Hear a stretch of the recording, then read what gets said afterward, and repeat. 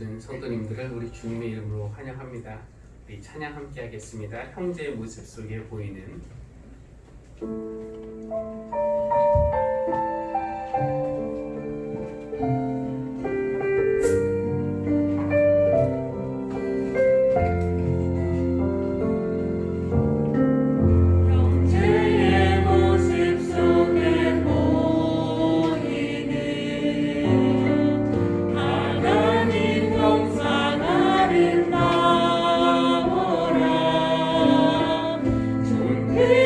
주의 자녀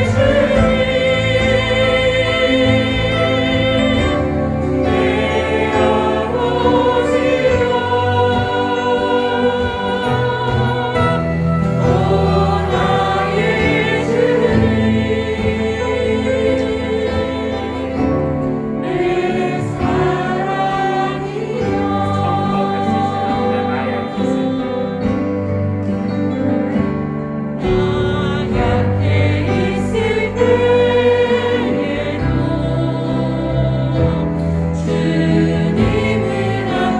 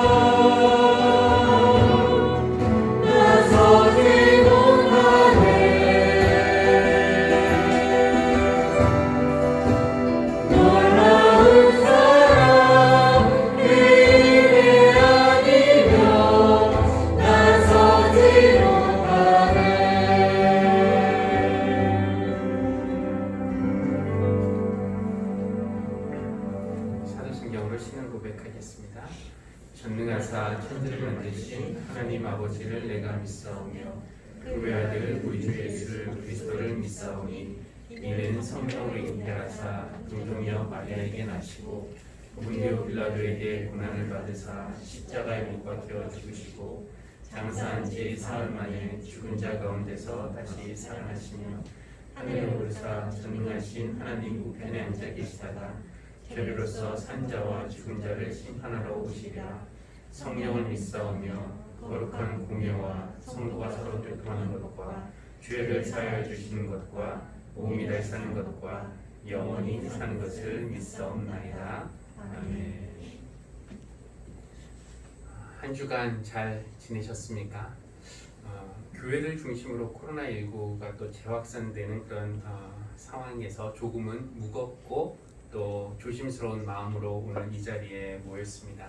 하나님께서 예배로 모이신 여러분들에게 큰 은혜를 베풀어 주시기를 바랍니다. 우리 이따가 교동문으로 읽을 시편 133편은 세 절밖에 되지 않은 매우 짧은 시편인데요. 성전에 올라가는 순례자의 노래라는 그런 부제를 가지고 있습니다. 사실 시편 120편부터 134편까지가 다 그 성전에 올라가는 순례자의 노래들인데 예배를 드리러 가면서 예배자들이 드리는 그 기도와 찬송이라고 할 수가 있겠습니다. 아까 우리가 불렀던 형제의 모습 속에 자매의 모습 속에 보이는 하나님 주님의 형상 아름다워라 이렇게 찬양한 것과 마찬가지로 형제 자매가 함께 어울려 사는 그 모습이 하나님께서 선하게 여기시고 기뻐 받으시는 그런 예배다라는 것을 믿고 예배 드리는 사람들이 그런 찬양을 하면서 이제 올라가게 되는데 요즘에는 제가 이제 먼저 이렇게 가족보다 교회에 일찍 와서 이런 일들이 별로 없는데 이 가족과의 다툼이라는 게 참 이상하게 타이밍이 이 교회 오기 직전에 생기는 경우들이 꽤 있습니다. 여러분도 그런 걸 경험하셨는지 모르겠는데 우리 교회에서는 주로 없지만 예전에 이제 목회할 때 이렇게 가족이 다 안 오고 한 명이 안 와요. 그러면 애 아빠는 혹은 애 엄마는 오늘 좀 아파서 못 왔어요 라고 이렇게 얘기를 하는데 나중에 알고 보면 아파서 못 온 게 아니더라고요. 그만큼 이렇게 예배를 방해하는 일들이 많이 있는 것 같습니다. 평화와 사랑 속에서 이렇게 어울려 살다가 함께 예배하러 나오는 그 사람들에게 하나님께서 해주시는 약속이 있는데 이따가도 읽겠지만 한번 화면 보여주시면 133편 3절인데요. 주님께서 그곳에서 복을 약속하셨으니 그 복은 곧 영생이다. 이렇게 예배 자리 오는 그런 사람들에게 해주시는 그런 복의 약속입니다. 오늘 예배 시간에 하나님께서 여러분에게 귀한 은혜와 또 복을 아낌없이 내려주시기를 바랍니다. 우리 복의 근원 되시는 하나님을 함께 찬양하겠습니다. 28장입니다.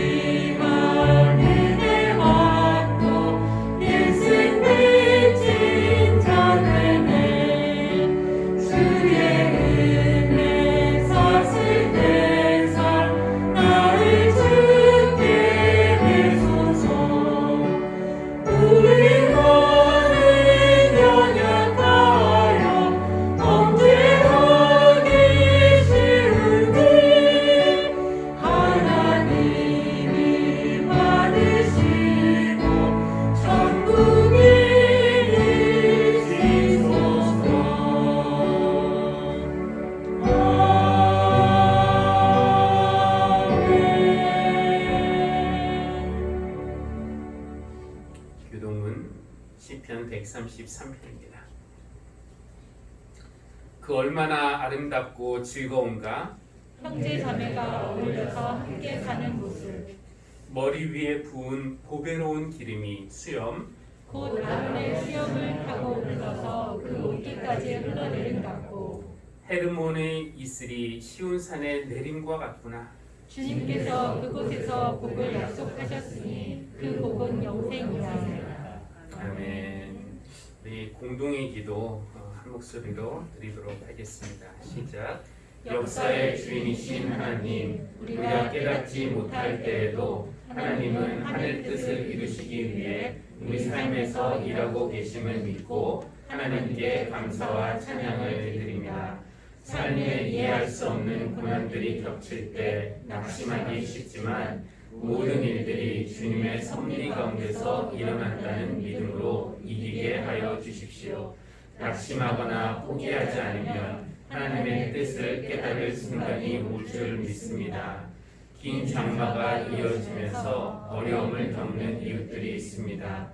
코로나19로 인해서 타격을 받는 사람들도 많습니다. 그동안 인간의 탐욕 때문에 자연히 타격을 받고 어려움을 당한 것은 생각하지 못하는 우리의 이기심을 용서하여 주십시오. 조금 불편하고 더디 가더라도 하나님이 창조하신 세상을 아끼며 자연과 더불어 사는 법을 지금이라도 배우게 하여 주십시오.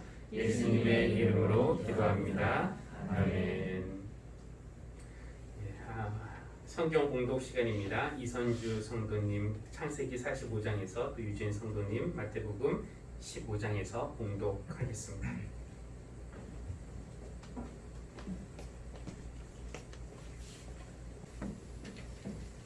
성경 봉독하겠습니다. 요셉은 북받치는 감정을 억누르지 못하고 자기의 모든 시종들 앞에서 그만 모두를 물러가라고 소리쳤다. 주위 사람들을 물러나게 하고 요셉은 드디어 자기가 누구인지를 형제들에게 밝히고 나서 한참 동안 울었다. 그 울음소리가 어찌나 크던지 밖으로 물러난 이집트 사람들에게도 들리고 바로의 궁에도 들렸다. 내가 요셉입니다. 아버지께서 아직 살아계시다고요? 요셉이 형제들에게 이렇게 말하였으나 놀란 형제들은 어리둥절하여 요셉 앞에서 입이 얼어붙고 말았다. 이리 가까이 오십시오 하고 요셉이 형제들에게 말하니 그제야 그들이 요셉 앞으로 다가왔다. 내가 형님들이 이집트로 팔아넘긴 그 아우입니다. 그러나 이제는 걱정하지 마십시오. 자책도 하지 마십시오. 형님들이 나를 이곳에 팔아넘기긴 하였습니다만 그것은 하나님이 형님들보다 앞서서 나를 여기에 보내셔서 우리의 목숨을 살려주시려고 그렇게 하신 것입니다. 이 땅에 표면이 든 지 이태가 됩니다. 앞으로도 5해 동안은 밭을 갈지도 못하고 거두지도 못합니다. 하나님이 나를 형님들보다 앞서서 보내신 것은 하나님이 크나큰 구원을 베푸셔서 형님들의 목숨을 지켜주시려는 것이고 또 형님들의 자손을 이 세상에 살아남게 하시려는 것입니다. 그러므로 실제로 나를 이리로 보낸 것은 형님들이 아니라 하나님이십니다. 하나님이 나를 이리로 보내셔서 바로의 아버지가 되게 하시고 바로의 온 집안의 최고의 어른이 되게 하시고 이집트 온 땅의 통치자로 세우신 것입니다. 요셉이 자기 아우 베냐민의 목을 얼싸안고 오니 베냐민도 울면서 요셉의 목에 매달렸다. 요셉이 형들과도 하나하나 다 입을 맞추고 부둥켜 안고 울었다. 그제야 요셉의 형들이 요셉과 말을 주고받았다.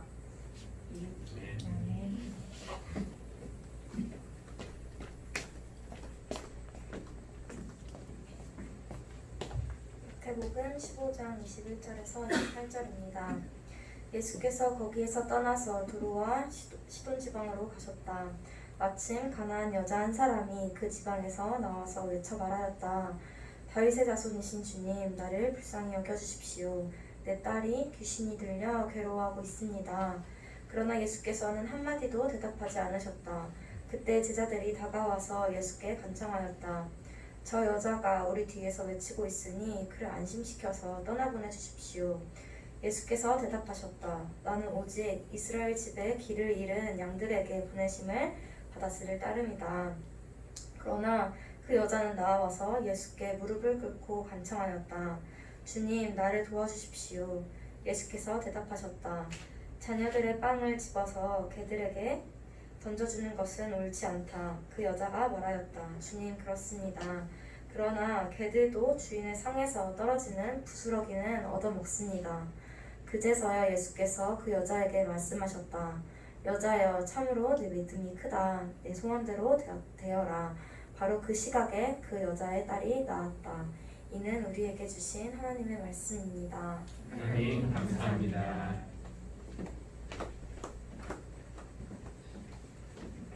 함께 기도하겠습니다.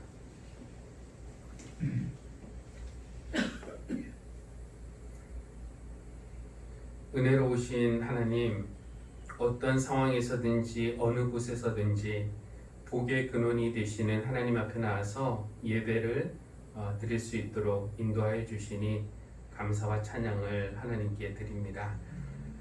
모든 생명을 만드시고 온 우주를 지금도 운행하시는 하나님, 하나님은 아름다운 자연과 모든 생명체들을 돌보고 살리는 일에 우리를 동역자로 불러주셨지만 하나님에게 도움이 되기는커녕 우리의 편리와 욕심을 채우기 위해서 하나님이 주신 이 지구라는 선물을 병들게 하고 아프게 한 우리의 죄를 주님 용서하여 주십시오. 장마가 아니라 기후 위기라고 말하고 있고 코로나는 지구가 스스로 생명을 지키기 위해 자체 생산한 백신이라는 말도 듣습니다. 이런 위기의 때에 우리의 잘못된 삶의 방식들을 되돌아보게 해 주시고 또 하나님이 주신 창조의 명령이 무엇인지 다시 생각할 수 있는 기회가 되게 하여 주십시오. 그러나 큰 비 때문에 많은 사람들이 생명을 잃었고 다쳤고 피해를 당했습니다. 슬퍼하고 아파하는 이들을 하나님 위로하여 주시고 다시 일어설 수 있는 힘과 용기를 허락하여 주십시오. 장마와 코로나 또 경제 위기 등 여러 가지 어려움들이 있지만 정부와 온 국민이 함께 힘을 모아서 헤쳐나갈 수 있도록 하나님 우리나라를 긍휼히 여겨주시고 또 도와주시기를 간구합니다. 우리의 예배를 받으시는 하나님, 예배하는 한 명 한 명을 주님께서 직접 만나 주십시오. 우리를 누구보다 잘 아시는 하나님 이 시기에 각 사람의 형편과 처지를 살펴주시고 또 때에 맞는 은혜를 베풀어 주실 줄 믿습니다. 우는 이들의 눈물을 닦아주시고 아파하는 이들의 병을 고쳐주시고 두려워하는 이들에게 주님의 평안을 허락하여 주십시오. 치료를 받고 있거나 또 수술을 앞두고 있는 이들이 차질 없이 치료를 잘 받도록 하여 주시고 시험을 앞두고 준비하는 학생들과 청년들에게도 지혜와 또 꿈을 허락해 주시기를 기도합니다. 가정과 일터에서 어려움과 염려가 있다면 하나님의 도움을 받아 잘 이겨나갈 수 있도록 주님 늘 함께하여 주십시오. 자비하신 하나님 이 시간에 우리의 죄를 하나님 앞에 고백합니다. 죄가 없는 사람은 되지 못해도 하나님 앞에서 죄를 숨기는 사람은 되지 않게 하여 주십시오. 우리의 죄를 회개하는 심정으로 솔직하게 하나님 앞에 고백할 때 십자가의 보혈의 은총으로 우리를 깨끗하게 해주시고 또 온전하게 하여 주실 줄 믿습니다. 아멘. 그래서 우리 하늘씨앗교회 모든 성도들이 각자 살아가는 그 삶의 자리에서 하나님이 원하시는 모습으로 살아갈 수 있도록 주님 저희에게 은혜를 베풀어 주시고 또 인도해 주시기를 간구합니다. 아멘. 오늘 예배를 처음부터 끝까지 주관하여 주시고 우리가 마음 열어 주님의 말씀 듣고 주님의 은혜를 받아들이고 또 새롭게 결단할 때 하나님 홀로 영광 받아 주십시오. 우리 주 예수 그리스도의 이름으로 기도합니다. 아멘. 아멘.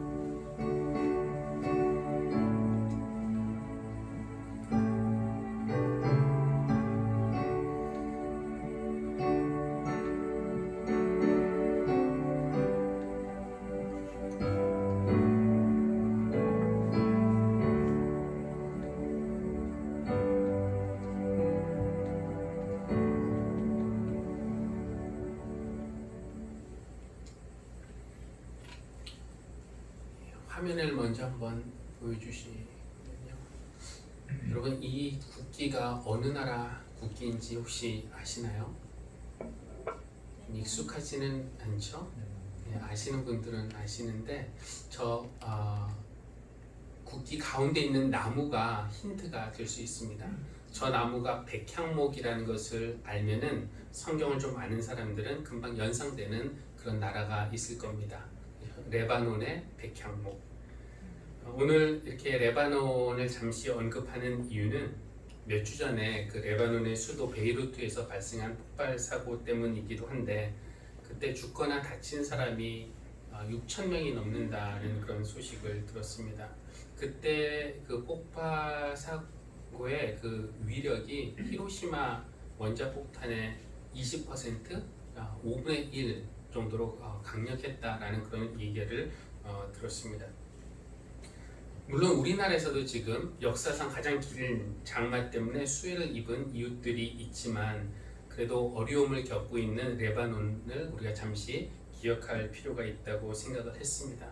우리나라와는 워낙 먼 나라이고 또 실질적으로 우리가 뭐 도울 수 있는 방법은 없겠지만 그래도 생명을 잃거나 다친 수많은 사람들과 그들의 가족 위에 또 복구를 위해 일하는 그 레바논 위에도 하나님의 어떤 평화와 또 위로가 있기를 바랍니다. 오늘 레바논을 또 다시 이렇게 또 생각하는 또 다른 이유는 무엇이냐면은 오늘 마태복음 본문에서 예수님이 두로와 시돈 지방에 가셨다고 했는데 그곳이 바로 오늘날의 레바논이기 때문에 그렇습니다. 레바논은 이스라엘의 바로 북쪽에 위치한 나라인데요. 오늘날로 말하면 예수님이 두로와 시돈에 가셨다는 것은 레바논에 가셨다라는 그런 이야기입니다. 그리고 레바논을 언급하는 또 다른 이유 한 가지는 오늘 교동문으로 읽은 시편 133편을 묵상하다가 레바논이라는 나라가 또 이렇게 연상이 되었기 때문인데 화면 한번 보여주시면은 그 얼마나 아름답고 즐거운가 형제자매가 어울려서 함께 사는 모습. 좀 여러분에게 더 익숙한 개혁개정 번역으로는 보라 형제가 연합하여 동거함이 어찌 그리 선하고 아름다운고라고 되어 있습니다. 여기서 이제 형제자매 혹은 형제라고 번역된 히브리어 단어는 아킴이라고 하는데 친형제자매 혹은 이복 형제자매를 말하는 것이기도 하고요. 여러분의 형, 누나, 동생 이런 것들을 말한 이런 사람들을 말하는 뿐만 아니라 조금 더 넓은 의미로는 친척, 친족, 대가족 이런 의미를 포함하고 있기도 합니다. 그런 사람들을 아킴이라고 부르기도 하고요. 더 나아가서는 이웃 공동체, 우리 마을에 함께 사는 사람들 형제자매라고 부르고요. 또 한 나라의 국민, 동포라고 부르는 그것도 같은 단어입니다. 그런 사람들을 말하기도 하는데 이번에 이제 레바논에서 일어난 사건 때문에 좀 뉴스를 보게 되고 그 나라에 대해서 이렇게 알아보게 되니까 레바논 국민, 레바논 아킴이 함께 어울려서 사는 그런 모습을 만들어낸다는 것은 이게 보통 어려운 일이 아니겠구나, 거의 불가능한 일이겠구나라는 생각이 들었습니다. 이 시간에 우리가 레바논의 역사와 정치 이야기를 다 할 수는 없지만 레바논 국민의 95%가 아랍인, 같은 그런 아랍인임에도 불구하고 한데 어우러지기 어려운 이유는 그 국민 중에서 4분의 1은 수니파 무슬림, 이슬람 사람을 무슬림이라고 하는데 수니파 무슬림이고 나머지 4분의 1은 시아파 무슬림, 그리고 또 4분의 1은 그 마론파라고 하는데 마론파 기독교인, 개신교인을 말하고 나머지 드루즈족이나 다른 어떤 사람들이 4분의 1, 나머지 4분의 1을 차지하고 있다고 합니다. 그러니까 참 어울리기 어려운 사람들인데요. 역사적으로 이들 사이의 갈등이 너무나 심했기 때문에 1940년대에 그 프랑스 식민 통치로부터 독립을 했는데 그 독립한 이후에 우리가 균형과 조화를 이루어야 된다라는 그런 생각으로 대통령은 무조건 그 마론파 기독교인에서 나오게 돼 있고요. 그다음에 총리는 수니파 무슬림이, 그리고 국회의장은 시아파 무슬림이 되도록 이렇게 헌법에 정해놓았다는 것입니다. 그러니 이제 보라 형제가 연합하여 동거하며 어찌 그리 선하고 아름다운고, 물론 이것이 레바논 국민들의 염원을 담은 그런 노래는 아니지만 과연 그 나라 백성들 사이에도 평화가 찾아오고 아름다운 동거가 이루어질까? 솔직히 그 나라 이야기를 이렇게 들으면은 그렇게 긍정적인 마음은 들지는 않지만 그래도 그들에게도 이런 어떤 형제가 연합하여 동거하는 그런 일들이 찾아오면 좋겠다라는 마음을 가져봅니다. 하긴 유대인들에게서도 이 형제자매가 어울려 함께 사는 그런 선하고 아름다운 모습을 기대하기란 여간 어려운 것이 아닙니다. 이 유대인들은 우리는 다 하나님의 백성이라는 정체성, 그렇죠? 레바논과는 달리 거기는 이제 여러 종교를 가졌지만 유대인들은 우리는 한 종교를 가진 사람들이고 그들 모두 누구에게서 시작했습니까? 아브라함, 특별히 야곱, 이스라엘의 아들들인데 한 가족에서 시작한 그런 사람들이었음에도 불구하고 형제자매가 어울려 함께 사는 선하고 아름다운 모습을 만들어내지 못했습니다. 이 역사적으로 보면 이스라엘은 다윗과 솔로몬 왕 이후에 남쪽과 북쪽 나라로 나누어졌고요. 북쪽 나라는 끝내 통일을 이루지 못한 채 북쪽 나라는 아시리아라는 나라에게 망하고 남쪽 유다는 바빌론에게 망하게 되었습니다. 그리고 오랜 유랑 생활과 포로 생활을 한 후에 지금의 팔레스타인 땅으로 귀환을 했지만 이렇게 귀환한 그 흩어져 살던 사람들 디아스포라라고 하는데 이들이 돌아오기 전에 어디에 살았는지에 따라서 다 다른 이름들이 있어요. 스페인에 살던 유대인, 또 뭐 에티오피아에 살던 유대인, 유럽에 살던 유대인, 다 이렇게 이미 갈래갈래 찢어진 상황에서 그들이 이렇게 돌아왔다고 합니다.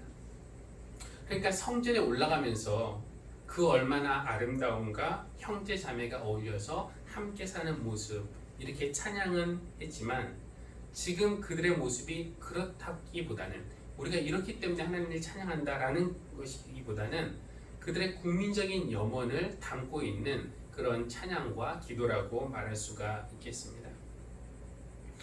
창세기를 보면은 이 야곱의 12 아들들, 즉 그 형제들이 연합하여 동거하지 못한 그런 이야기를 우리에게 들려줍니다. 우리가 잘 알고 있는 내용이기도 한데, 우선 그 원인이 어디에 있나, 4명의 그 다른 부인들에게서 난 그 배다른 형제들이라는 사실에서 그 원인을 찾아볼 수가 있는데, 지난 주일에 읽은 그 창세기 본문이기도 한데 한번 보여주시면은 요셉이 아버지의 첩들인 빌하와 실바가 낳은 형들과, 벌써 이제 어머니가 다르다라는 것을 여기서 강조하고 있죠. 첩들의 아들들인 그 형들과 함께 양을 쳤는데 요셉은 형들의 허물을 아버지에게 일러 바치곤 하였다 라고 되어 있고요. 또 형들은 어땠습니까? 그런 요셉, 아버지가 요셉만 사랑하는 것이 못마땅히 해서 요셉을 미워하며 그에게 말 한마디도 다정스럽게 하는 법이 없었다라고 되어 있습니다. 그러니까 배다른 형제들 사이에 어떤 라이벌 관계가 있다는 것을 우리가 볼 수 있습니다. 그렇게 사이가 나쁜 상태로 있다가 기회가 왔을 때 형들은 요셉을 구덩이에 던져버렸고 결국 지나가는 상인들에게 종으로 팔아버렸죠. 그리고 아버지에게는 그가 죽었다고 이야기를 했습니다. 성경에 보면은 요셉이 본인이 내동댕이 쳐진 그 장소, 거기가 보디발의 집일 수도 있고 감옥일 수도 있는데 거기에서 씩씩하고 또 성실하게 살아가는 모습을 우리에게 보여주고 있지만, 우리가 조금만 좀 감정이입을 해보고 생각해 보면은 요셉이 겪은 고통이 얼마나 컸는지 쉽게 상상해 볼 수 있을 겁니다. 그 아버지의 사랑을 받으면서 아버지의 집에서 편하게 지내다가 남의 집에 종살이를 하는 그 육체적인 고생도 고생이겠지만, 그래도 형들에게 버려졌다, 가족에게 버림받았다는 그 정신적이고 심리적인 충격과 상처는 몸이 고생하는 것에 비하면은, 그러니까 거기에 비하면 몸이 고생하는 것은 정말 아무것도 아니었을 겁니다. 가족에게 버림받았다라는 그 아픔은 세월이 지나면은 쉽게 아물까요? 총리의 자리까지 올라가는 성공을 거둔다면은 형들에 대한 미움은 쉽게 용서로 바뀔 수 있을까요? 아마 그렇지 않았을 겁니다. 그 미움이나 이 복수의 감정이 때로는 우리를 살아가게 하는 그런 힘이 된다는 그런 이야기가 있는데, 어쩌면은 이 어려운 상황 속에서도 이 요셉이 악착같이 살았던 것은 형들에게 복수하고 싶은 그 마음이 있었기 때문일지도 모르겠고, 최소한 형들의 계획대로 내가 되지는 않겠다라는 그 오기 때문인지도 모르겠습니다. 이 형제들 사이에 이런 미움? 글쎄요, 가족만큼의 증이 섞여 있는 그런 관계가 또 있을까요?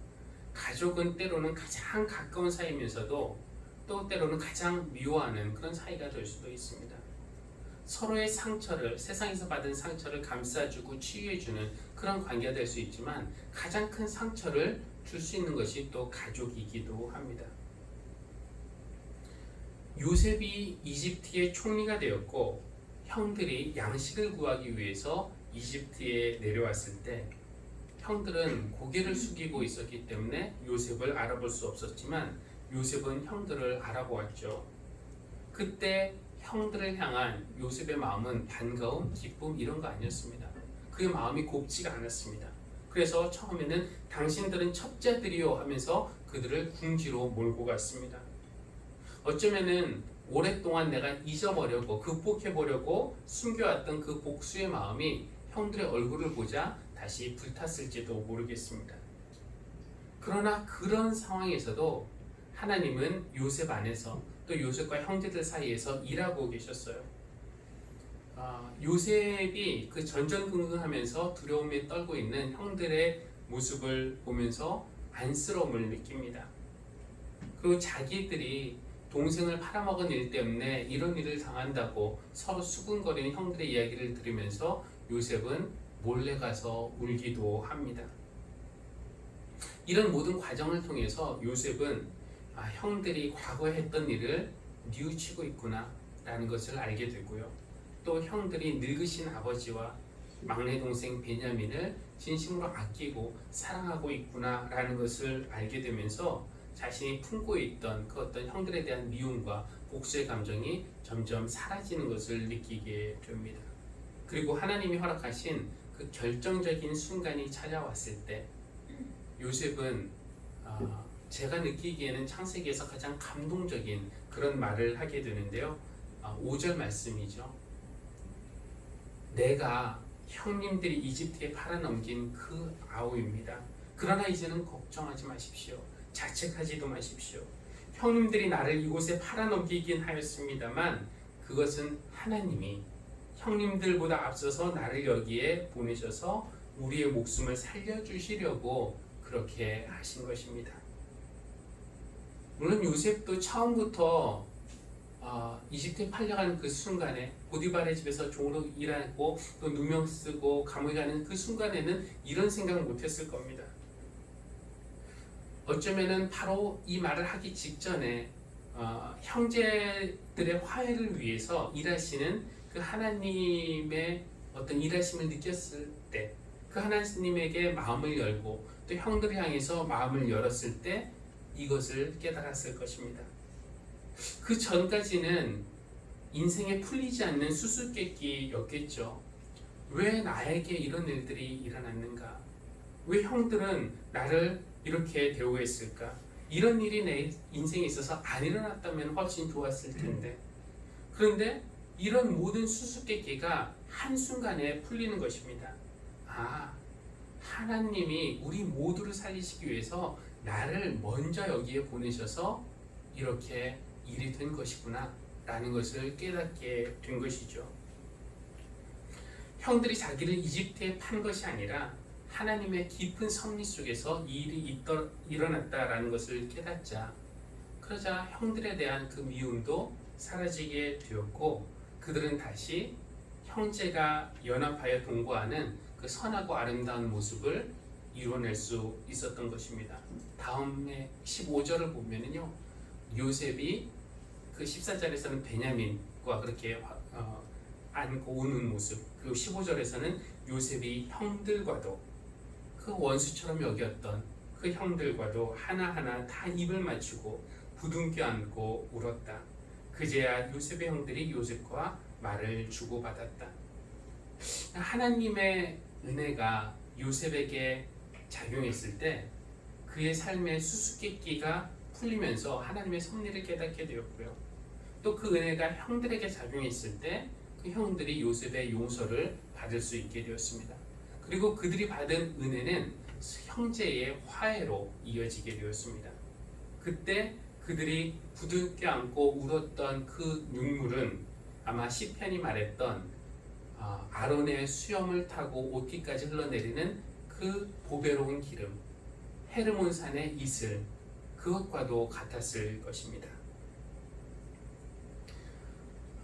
이 아름답고 선한 형제의 연합하고 동거하는 모습이 이스라엘 자손에게만 가능한 것이 아니라 이 은혜가 이방인들에게까지도 확장 가능할까요?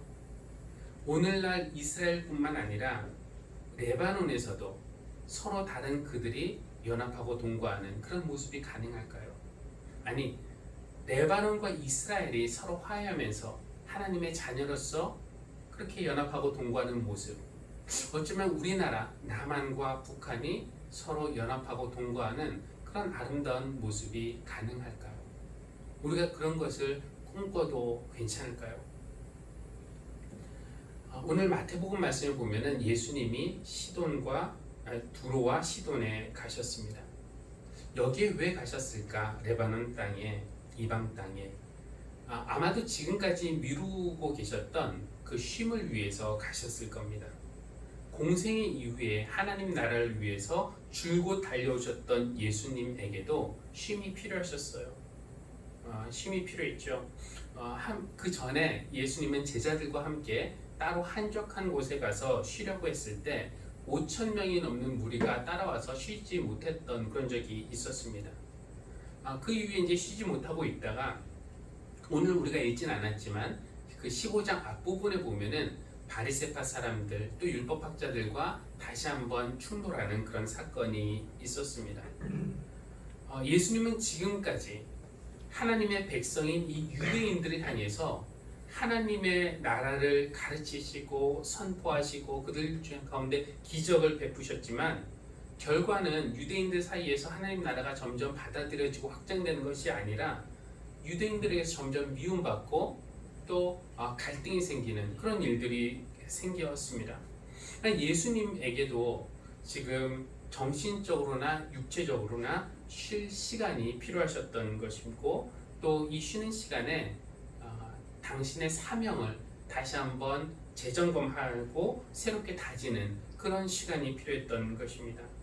그러니까 예수님도 나름대로 지금 어려운 일 겪으시고 나름대로 절박한 심정으로 잠시 사역의 현장을 떠나신 것이죠. 유대인이라는 그 유대 땅을 잠시 떠나게 되신 겁니다.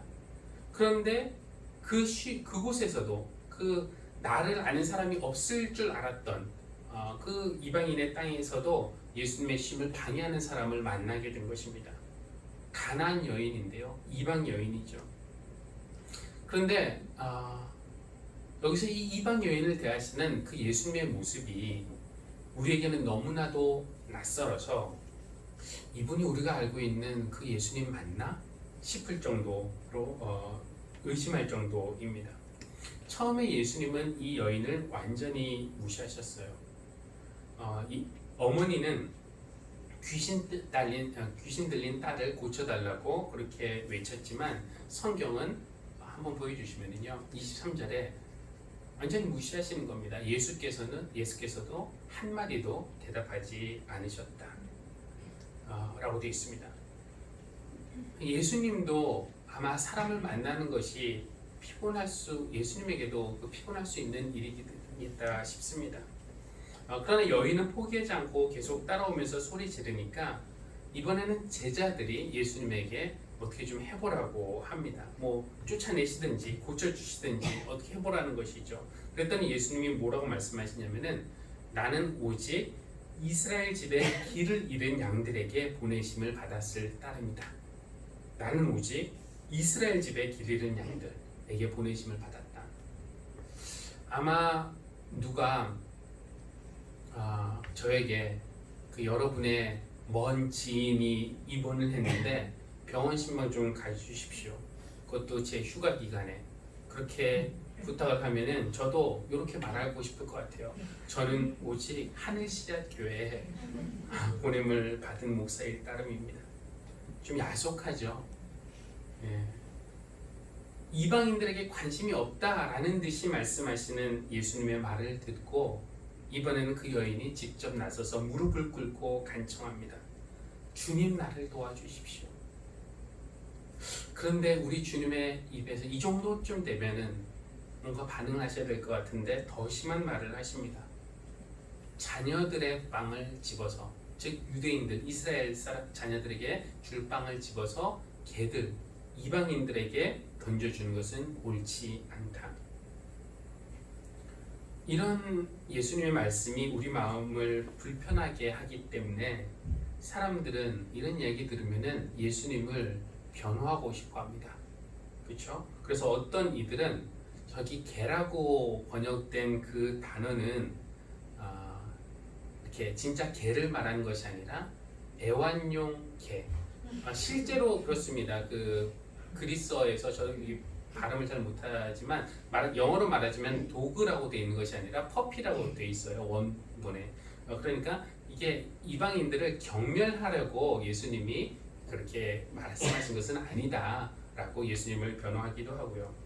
또 어떤 이들은 저것이 예수님의 진심이 아니라 그냥 그 여인의 믿음을 한번 시험해 보기 위해서 저렇게 말씀하신 것이다 라고 이야기를 하기도 합니다. 글쎄요, 과연 그랬을까?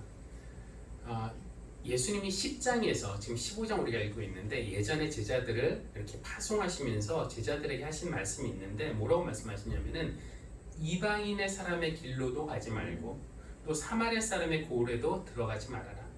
이방 사람 혹은 반이방 사람인 사마리아 사람 그런 쪽에 가지 말아라. 오히려 길 잃은 양떼인 이스라엘 백성에게로 가라. 이렇게 말씀을 하신 적이 있었고요. 그리고 오늘 말씀에서도 이 여인과에 더해서 나는 오직 이스라엘 집에 길을 잃은 양들에게 보내심을 받았다. 이렇게 말씀하시는 것을 보면은 예수님도 스스로 이야기해 나의 일차적인 사명은 이방인 선교에 있지 않고 길 잃은 유대인들에게 있다라는 것은 거의 확실해 보입니다. 예수님도 당신의 그 사명이 유대인들에게 지금 집중해야 된다라는 것을 생각하고 있던 것이죠. 이방인들에게 이렇게 관심이 없었나 싶은 그런 마태복음에 보면은 그냥 부활 이후에나 그 이방인들에게 이렇게 그 복음이 가는 그런 모습을 볼 수가 있는데 어쩌면 우리가 듣기에는 조금은 거북할 수 있지만 우리는 예수님도 인간이셨다라는 사실을 기억해야 할 것입니다. 근데 사실 우리가 그렇게 믿고 있어요. 예수님은 온전한 하나님이셨고 동시에 온전한 인간이셨다라고 믿고 있습니다. 그런데 우리는 예수님이 인간이셨다라는 사실을 인정하면서도 완벽한 인간이시기를 바라고 있습니다. 그렇죠? 모든 상황에서 정답을 알고 계시고 조금의 실수도 하지 않으시는 완벽한 인간으로. 그러면 그것이 어디 인간인가요? 그러나 우리가 예수님이 인간이셨다라고 믿는다면은 그분도 인간으로서 우리 모든 사람들이 거치는 어떤 성장 과정, 또 영적인 변화, 성장 이런 것들을 겪으셨을 것이라고 우리가 생각해야 할 것입니다. 근데 오늘이 이 여인과의 만남이 바로 그런 순간인데요. 여기 이 가나안 여인은 비록 이 여인은 뭐 예수님을 가르치려고 예수님의 도움을 주기 위해서 이 자리에 서 있는 건 아닙니다. 개인의 절박한 그 사정 때문에 예수님 앞에 서 있지만 어떤 면에서는 예수님에게 하나님의 은혜는 유대인들, 이스라엘 사람들에게만 국한된 것이 아니다라는 사실을 상기시켜주는 그런 존재로 이 여인이 지금 예수님 앞에 서 있는 겁니다.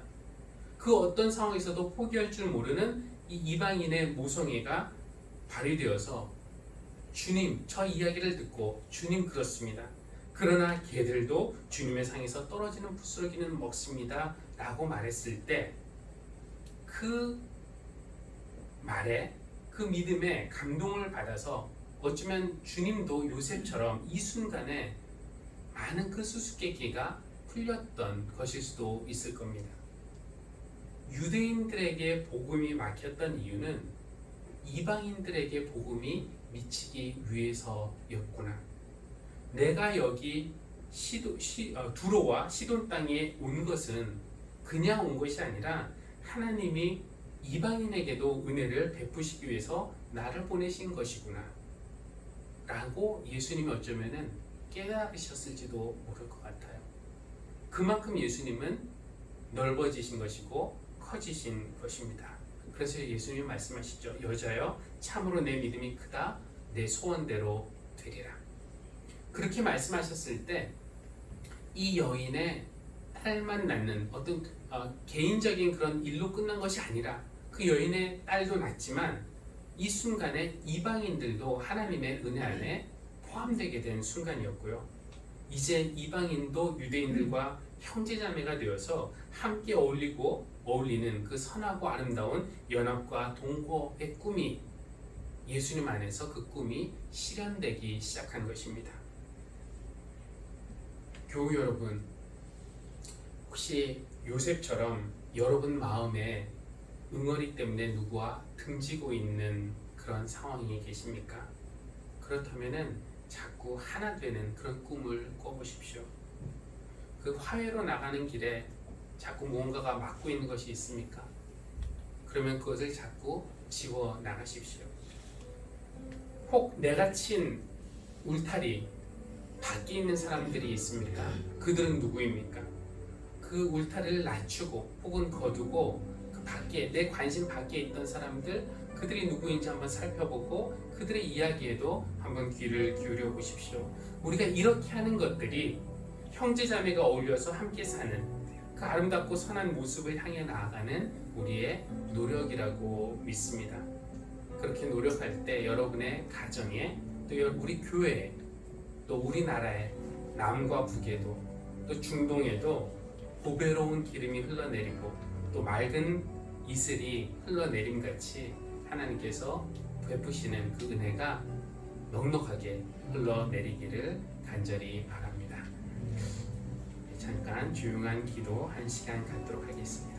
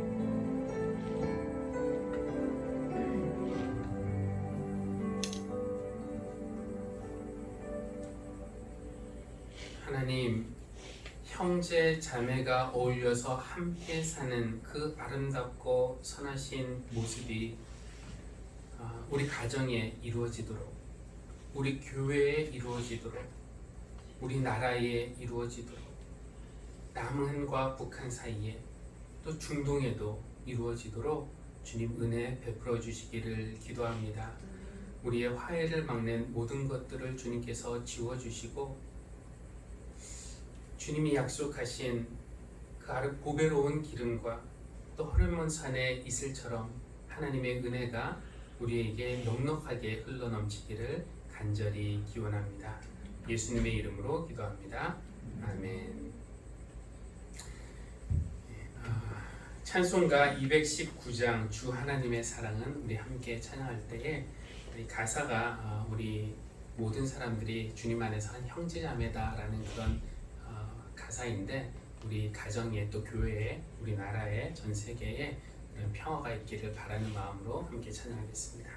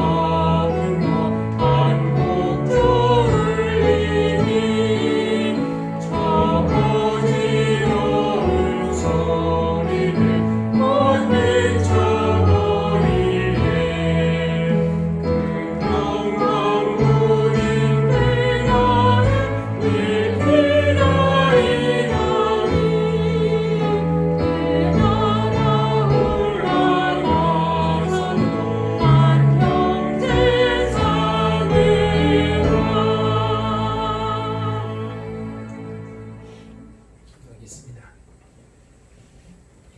하나님, 이 세상의 모든 사람들을 한 형제자매로 삼아주신 하나님의 사랑과 은혜에 감사를 드립니다.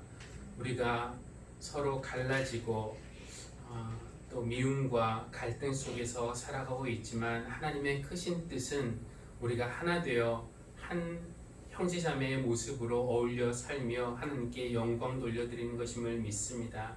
그것이 바로 하나님 나라의 확장일 텐데 주님, 우리가 그 나라 함께 꿈꾸며 또 그 일에 동심하는 마음으로 우리의 예물을 가지고 나와 하나님 앞에 올려드립니다. 정성과 사랑을 담아서 또 우리의 헌신을 담아서 드리는 이 예물을 하나님께서 기뻐 받아주시고 이 예물이 사용되어질 때에 우리 하늘씨앗 교회를 통해서 또 모든 성도들의 삶을 통해서 하나님을 아버지로 모시고 살아가는 그런 사람들이 더 많아질 수 있도록 주님께서 역사해 주시기를 간구합니다. 드린 손길들 위해 하나님의 크신 은혜 내려주시기를 기원하며 예수님의 이름으로 기도합니다. 아멘.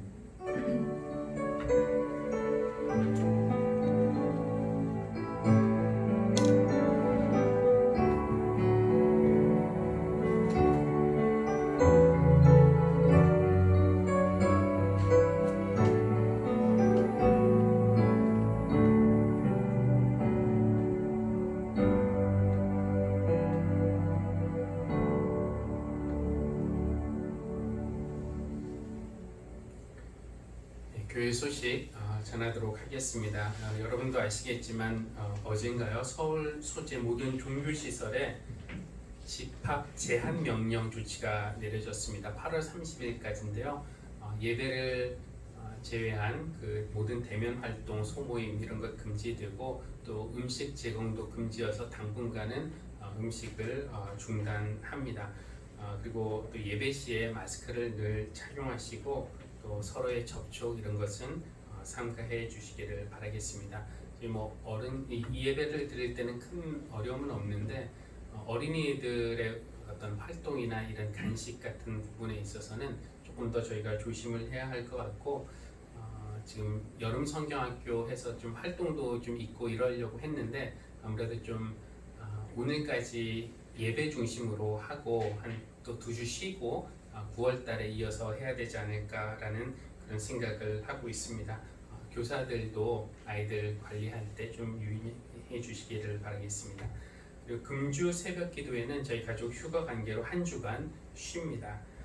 그리고 수요일 저녁 예배는 있는데요. 불가리아 강윤식 선교사님이 오셔서 선교 이야기 전해 주십니다. 전교인 성경 읽기 표에 따라서 성경 읽기에도 동참해 주시기를 바라겠습니다. 다음 주 예배위원도 주보를 보고 참조해 주시기를 바라겠습니다. 우리 보냄의 말씀 그리고 파송 찬송 이후에 축도로 예배 마치겠습니다.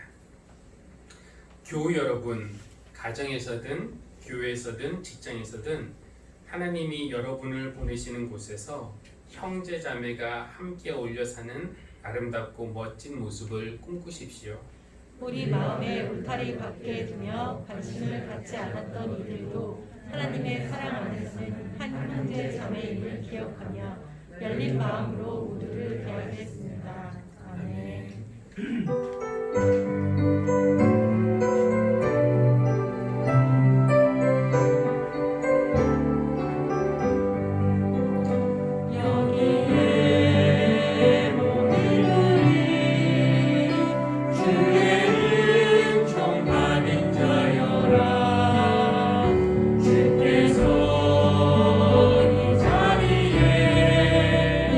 함께 계심을 하노라.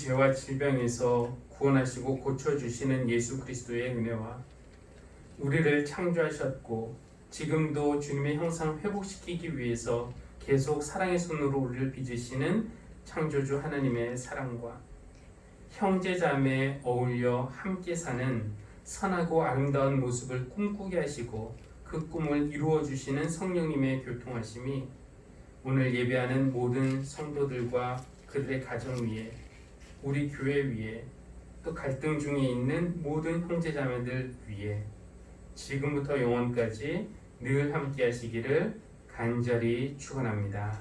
아멘. 아멘.